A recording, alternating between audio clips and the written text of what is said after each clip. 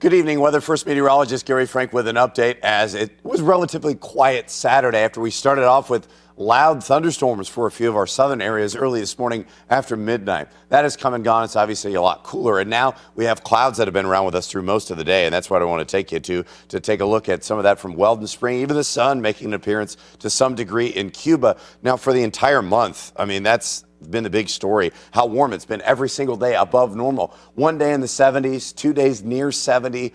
Your car thermometer said 70. It was warm.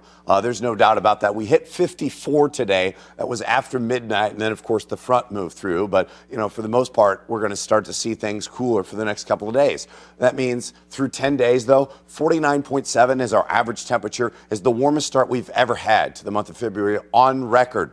That's over 2 degrees ahead of second place. Pretty significant through 10 days, especially when we compare it to last year. And that was third or fourth warmest February on record. So big difference now, low to mid 40s wherever you look. We're not seeing much of a change. We got that northerly breeze. We're down to 38 in Litchfield here at this hour.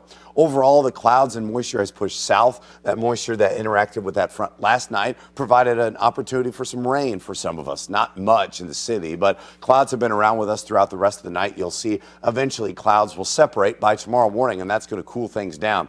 We'll drop in the low 40s, though, for now, eventually into the upper 20s and low 30s. It's going to be much colder. But overall, let's look at this system because I think that's the one that's going to be impacting us the most. As I put this on a full screen, you can see that overall, there's a lot of snow. There's rain to the south, but it's this system that's kind of sitting in. It's been impacting Phoenix. It's a slow mover.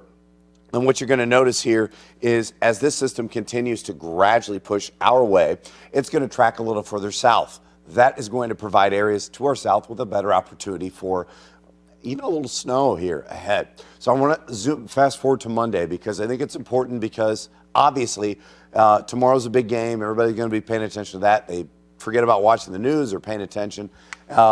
This Monday morning, I think, is going to impact us to some degree. Let's start out the areas that I think. Temperatures in the mid-30s. It's going to stay above freezing pretty much the entire time. But watch how some of these bands of snow by 7 or 8 o'clock start to at least maybe overcome those temperatures that are not only cold on the roadway surface, but cold in the grass. That's where I think we're going to see the majority of any sort of accumulation is off to our south, where that transition of colder air settles in. I think most of that's from south of Herman into Rolla. This could impact areas on 44, but overall, snowfall potential is not all that high. But I do want to highlight one area to the south that I think may be impacted with a quick 1 to 2 inches before it all melts anyway. But it could cause some brief issues from Rolla, Potosi, Farmington, Lesterville, even Perryville by Monday mid-morning before things start to stay above freezing. I think overall most of it's above freezing, but it's just something I wanted to point out so you're not caught off guard by Monday. 47 tomorrow, that rain and snow, most of us in the low 40s. Then we refreeze overnight, but then we're back into the mid to upper 50s. We continue that trend of staying above average, and that's what we'll look at ahead here over the next few days and monitor any changes to Monday's forecast.